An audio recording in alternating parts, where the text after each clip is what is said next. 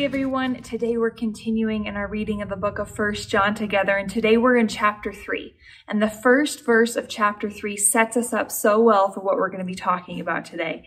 It says, "See how very much our Father loves us, for he calls us his children, and that is what we are." So we start with God. God loves us so much, and we are his children. And that's the foundation of the rest of the message of what we're going to be covering today. But John says that there's a difference between children of God and those who aren't children of God, those who live according to what the world says is right. And he says the world won't even recognize that there is a difference between those who are children of God and those who are not. And he goes a little bit further into those differences in verses 9 to 10. He says, "Those who have been born into God's family do not make a practice of sinning because God's life is in them. So they can't keep on sinning because they are children of God. So now we can tell who are children of God and who are children of the devil. Anyone who does not live righteously and does not love other believers does not belong to God." God showed his great love for us by sending his son to die on the cross to pay the price for all of our sin that we will ever do, have ever done in the past. But that doesn't mean that we just keep on sinning because we know it's already paid for. No, our lives should be, as a professor of mine once said, a big thank you note back to God for the love that he's shown us. It should be showing our love for God in the way that we live. And in the last part of verse 10, John tells us how to do that. He says, live righteously and love others. And he goes on in verse 16 to say, we know what real love is because Jesus gave up his life for us. So we also ought to give up our lives for our brothers and sisters. If someone has enough money to live well and sees a brother or sister in need but shows no compassion, how can God's love be in that person? Dear children, let's not merely say that we love each other. Let us show the truth by our actions.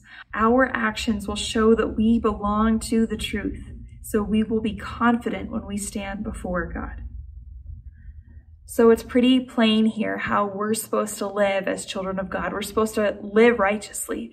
We're supposed to flee from any pattern of sin in our life and try our best not to sin. And today, if you feel like you are trapped in a pattern of sin, of behavior that you know is not of God, turn your back away from it. Use this as an invitation to know that you can turn your back on that.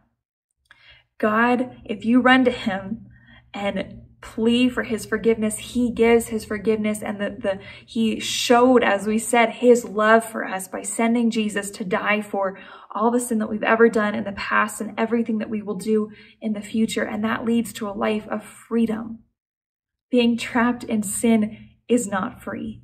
So turn from sin today. That's the first takeaway. The second takeaway is to love others, to show others our love for Jesus by loving those people in our lives. And so today, look around at the people in your life and see how you can show the love of Jesus to them. Make that a goal today, to show your love for Jesus by showing love to other people. There are so many things that you can do, and the truth is a whole lot of people in our lives who could use the love of Jesus, the hope of Jesus, and that's your job to bring it to them today.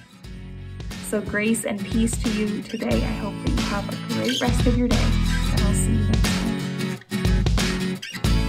If these devotional videos are helpful to you, subscribe to our channel and click the notification button so you know when we post a new video. And of course, please share them with others.